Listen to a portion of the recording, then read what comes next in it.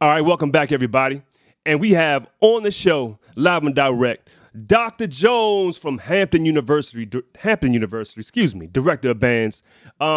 We had him on the show maybe a year ago, I believe, and great interview. I'll make sure I link it in the description of this video, or it'll be floating somewhere, but I want y'all to check that out. But I want to make sure we touch bases again with Doc.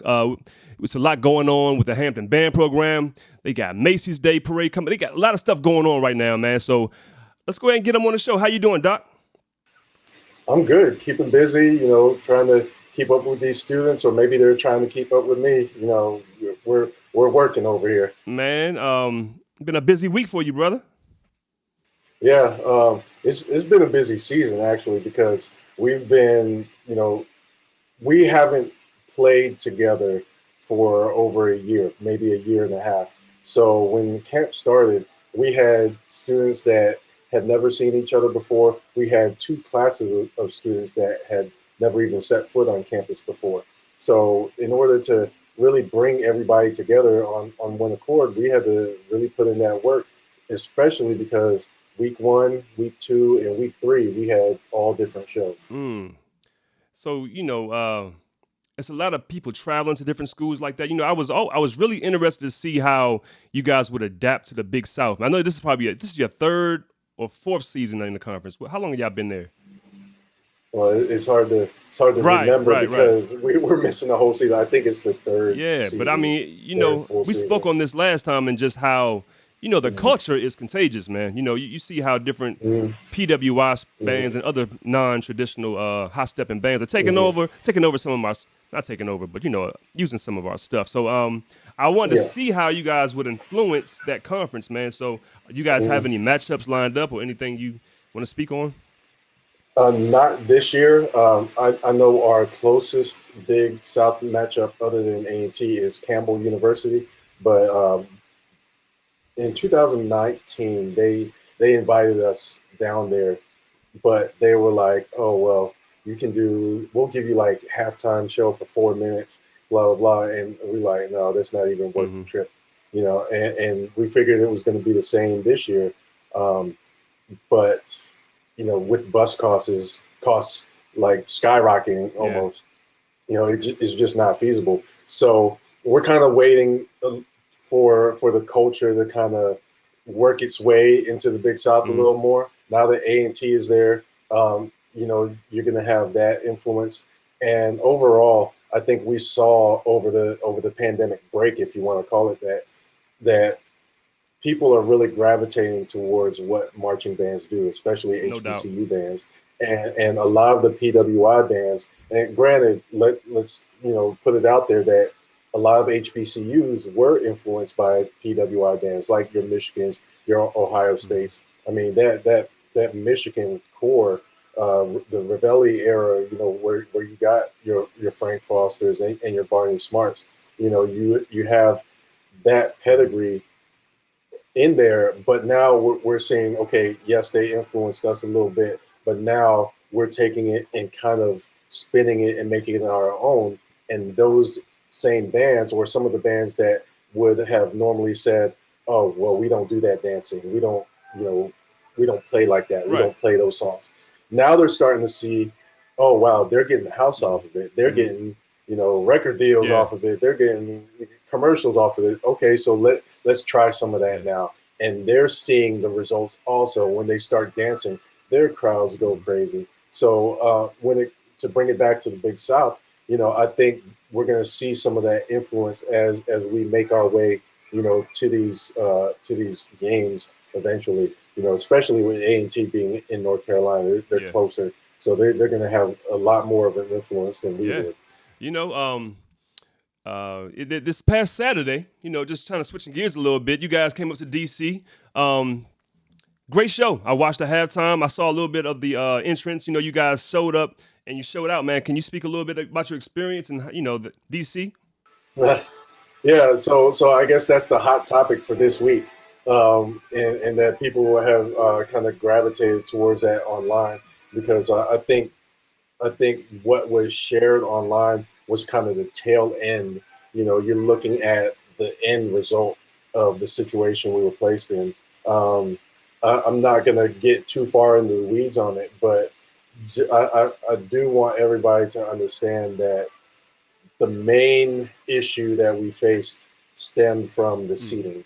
If you go to my page, if you see the picture that I took in Audi Field, there are two sections for standing room only, and it would have been fine if it was just a place with no seats, because there's places. If you look at Southwest DeKalb High School, their stadium, there's no bleachers where the band sits. They just sit on concrete, and that would have been fine for us. But in that stadium, there's these railings where people can just hold on to and just lean on it and watch the game. And those railings prevented anything from going on. Like, you couldn't fit drums in there, you know, try to fit dancers in there with what they do. That would have been impossible. So we got in there and we assessed what we saw. And we kind of had advanced knowledge on our way there, because some of the alumni, they texted me. They were like, "Hey, is this where y'all are supposed to be?" And we're like, "Is that section 137?" And we're like, "Yeah, that's section 137." And I'm like, "No, that can't be right." So we get there, and it's like, "Okay, let's take a look and see if we can make it work." And this is band director mode, where you're like, "Okay, we're gonna make it work somehow," because but it was like, this was one of those situations in which nothing would have worked. So we even thought about, okay, let's go down to field level and just stand there. But that wouldn't have worked either, because there was no room. And the only solution for us was to have somewhere to sit. And I think the frustrating part about that is that, I took a picture of this also. The frustrating part about that is that you looked at Howard's band, and they took up an entire section. Like they had like buku space in there, and it was almost like a slap in the face to say, okay, here's Howard with their band, maybe half our size, but taking up this whole 250 seat plus section, and here we are, in this standing room only spot with no seats, a railing which we couldn't, navigate through. And the question then comes up: there had did somebody notice this beforehand? Did somebody, go through the walkthrough? Because from to my knowledge, there was a walkthrough. You typically do facilities walkthroughs to see, okay, this is where the band's sitting, blah blah blah. And normally, like for example, when we went to ODU and played the game down there, their athletic staff invited us down to kind of take a look at the stadium, say, hey, this is where you're going to sit. This is where you get water. This is where you get ice. We'll have everything, set up for you. Just bring your coolers and blah, blah, blah. And then, so we're like, okay, it's understood in our circles that when you go to a stadium, there's going to be some sort of accommodation like that. The first of which is proper seating. And so I just really wanted to stress that the seating arrangement kind of just threw everything off in terms of our logistics plans, in terms of our, how we navigate the day. So we were out there, I was on the phone. There's a shot of when the band was walking on the field getting ready for halftime. I'm sitting on my phone because I'm talking to, 2-3 different people. They keep calling me, and, we're like, hey, we got to take the field for halftime. You guys arrived when? When did you get to the stadium? We arrived like right around the first. Okay, because there's a lot of people saying, hey, you guys didn't get there till halftime, third quarter. I said, well, they performed the halftime show, so they weren't there third quarter, right? Yeah. So we were at the stadium like right around first quarter. We had an issue with getting to the stadium, and so this is where you get into the whole, okay, if it's a classic, then there should be some sort of escort or guide. If it's a home game, there should be some sort of guide or anything. We were told, enter in entrance C or whatever it was. We didn't have anybody tell us where the buses were parking. And then to make matters worse, you had Kamala in there, so it created a traffic issue. You had the Nats game, which created a traffic issue. And then you had this dump truck that apparently broke down and caused a gridlock. So, yeah, so at one point, we had to decide, okay, do we wait or do we just pull our students off the buses with all our equipment and then go down the 2 blocks Yeah. to the stadium? So we get to the stadium, and then there was another security checkpoint that we had to go through. And in that security checkpoint, they were like, okay, come in, put your instruments down, go out, we'll screen you, then come in, grab your instruments. So, we weren't told that this was the procedure, Yeah. but, neither here nor there. Well, let me ask you We this. used to, So, hey, Doc, so go let me through ask it. you this. So, was there any coordination at all with Professor Washington over at Howard? I will say there was some, like, what we did ask for was obviously to know where we were going, know where the bus parking would be, and especially know where auxiliary was going to Right. be changing, because that was our, Right. our biggest thing, the biggest issue, because coming from Hampton, we left at 3 in the morning. So we you can't just say, okay, auxiliary, do your hair and makeup, and then go. We stop for breakfast, and then so they had to go to an Yeah. on-site place in order to get makeup, hair and makeup, and get dressed. So we had to find a recreation center. So we stopped there. They did their hair and makeup, and then we proceeded forward. But we did talk about the accommodations for our auxiliary. But the thing that was not mentioned to me was, okay, you're going to be in this section. There's rails here. There's Yeah. standing room only. But I mean, aside from that, I think that's something that probably would have been major to let me know, and I was not made privy to Yeah. that Yeah. I information. think because of it is technically a home game, even though it's at an off-site location. So I can understand, the frustration where you would assume the Yeah. home band would have some accommodation or, uh, Yeah, and just let the record show that it was called the Truth and Service Classic. It was not called the HU Classic. It was called the Truth and Service Classic. And most people don't know that Truth and Service is Howard University's motto. oh, So that kind of lends credence to the fact that this was their thing that they were gotcha. running. So yeah, and so we made the best effort that we could to deal with the situation. So and it kind of led to a Got chain of events where, okay, we didn't have seating, so we just made the call to say, okay, we were out in the concourse. We were warming up. We were playing for the people out there, while I was on the phone trying to figure hmm out what to do with this situation, because you did have people that paid for seats in hmm section, I believe 135 it was. So we just made the call to go straight into halftime, and then coming out of halftime, everybody knows that coming out of halftime, your managers or whoever are going to provide water once you get Gotcha. back to the stands. Thing was, we couldn't get back to the stands. Our managers could not set up. We and I think people are focusing on me saying that there wasn't water provided, and they're like, they get the idea that Howard was supposed to give us water. It's more so water access. When we got there, our managers were running around like, "Where's the water spigot? You hmm have a water spigot," because their goal at that point was to try to get water to our students who just came off the field. And if I you were at wasn't. the game, I right? wasn't. Yeah. Okay, so if you saw it on TV, you saw that the sun was facing in our direction.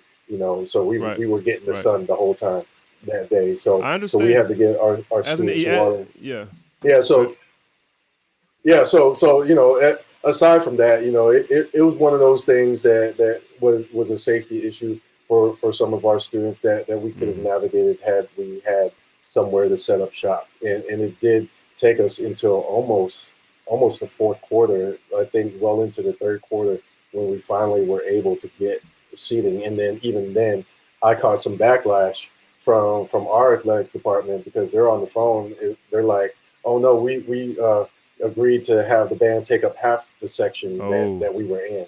And so, but I'm like, no, you can't put the Mm-mm. band in half a section. Look at where hmm Howard's band is. They're hmm taking up a whole section. And that's a band, like I I said, mean, if you about pack half a our size. stadium out, that's one You're thing, trying to, Doc. But it wasn't even packed out. It's like So I get it. yeah, So yeah, what I want to do is I want to cut to yeah. a song. This is going to be a piece of Hampton's halftime show from this past Saturday. When we come back, we're gonna talk more about Okay. you guys are the band of the week, man. A lot going on. So I want to talk about how you're gonna use some of that momentum Yeah. going towards some recruitment possibilities and things like that, man. So we're gonna come right back.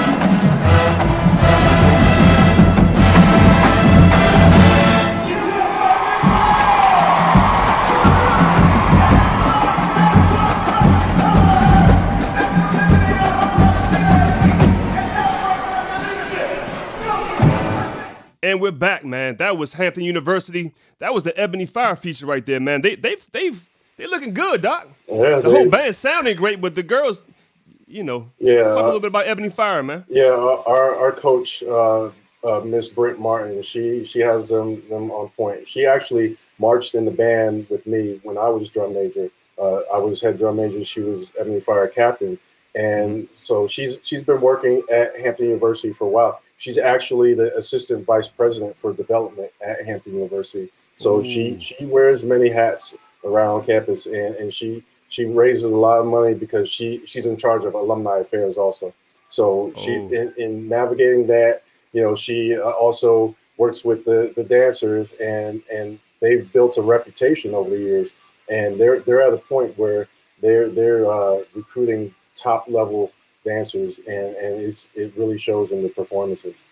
Absolutely. Shout out to Brent. So we talked about the Howard game, and we talked about the just the publicity that come from that whole situation, quote unquote, man. So there's no such thing as bad publicity as what I believe, man. So what can you do to take some of this momentum and use it to your advantage? Yeah. So I think that as long as people keep talking about us, then we're gonna keep saying, oh, by the way, add this to what you're saying about us. So for example, we're tomorrow on ESPN on Wednesday, September 22nd at 10 a.m. The band is being featured a little bit on ESPN First Take. We recorded a few snippets here and there, so you can check it out. Okay. Upcoming, we also have the Macy's Parade, as you know, and then we're fundraising not only for that, but also for instruments, uniforms, and basic operating costs, because we're a private university, which means that we don't get money from the state for what we need. We have to raise it on our own, and it's good and bad, because nobody's going to touch our money. I remember being at other schools, they would be like, okay, if you're raising money in the name of the university, that money needs to go to the university, and then the university decides whether you get it or not. You know what that sounds like? Yeah. That sounds like a very familiar interview I just did, man.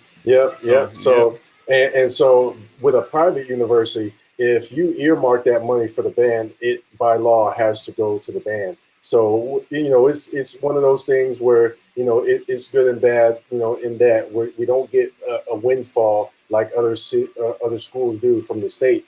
But at the same time, if a big donor wants to come in and just drop a load of cash, and nobody's going to touch it, and everybody on campus is just going to be like, oh, wow, y'all are lucky. So we are out there. All that is to say that we're doing our part to raise funds just to keep the program going and to really build the program as we grow.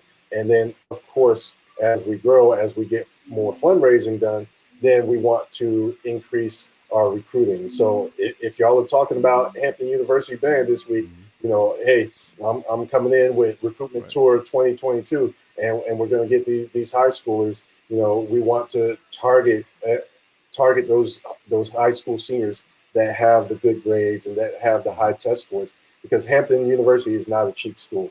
So we have to get the ones coming in on an academic scholarship, the ones that can get an academic scholarship, room scholarship, band scholarship, and we're able to stack all those so that $43,000, which will probably be a $45,000 price tag next year, we at least chip away at that. And our for example, our academic scholarships range from $5,000 to $30,000. So if you're coming in with a 29 ACT score or a 1300 SAT, that $30,000 scholarship is looking real good against that $45,000. And then we add some band scholarship on top. Next thing you know, you might have a full ride to Hampton University. Yeah.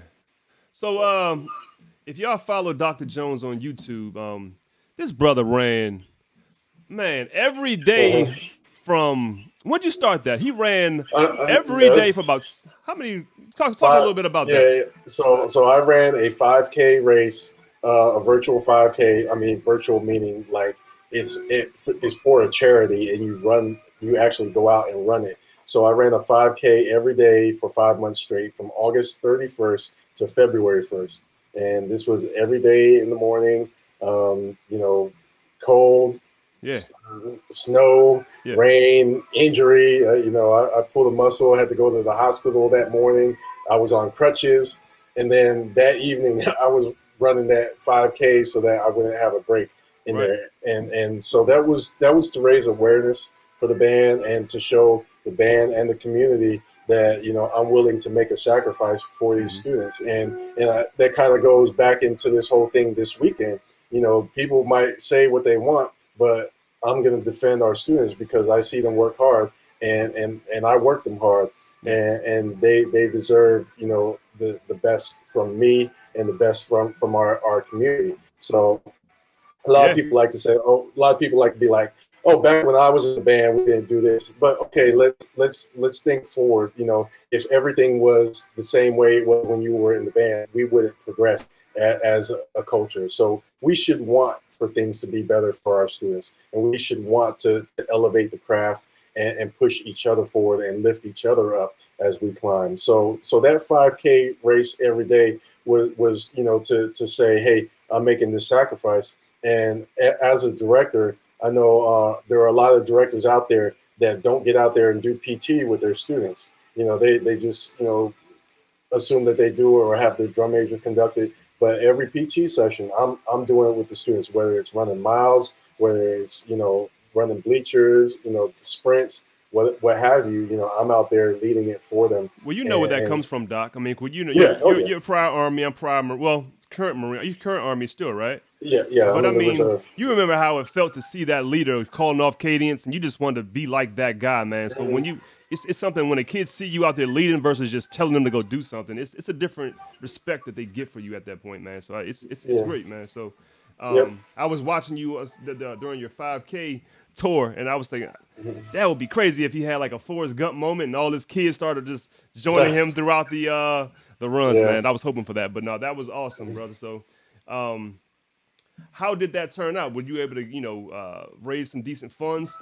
Yeah, so we got some big donors to come to kind of say, oh, I see what you're doing, and then that just kind of sparked the conversation, and it's like, oh, you're doing this to help the students. Okay, let me drop a couple thousand here. Let me pledge a donation X amount of dollars per month, and then the ad revenue from YouTube also. That went into it as well, and so we raised a good little 5-figure amount off of that. Awesome, man. Awesome. So Macy's Thanksgiving parade is scheduled for November 25th, correct? That's correct. Yeah. So make sure if you can't make it out, you will check out the Hampton University Marching Force. Is it a pirate band? What's the full name of the Marching Force, right? The Hampton University Marching Force. Marching Force. Yeah. Check them out November 25th. They will be out there doing their thing. So, as always, Doc, thanks for coming on the show. This has been the Director's Corner right here. And this is Dr. Jones. Go ahead and sign us out, Doc. All right. So, hey, do your part to help each other and lift the craft.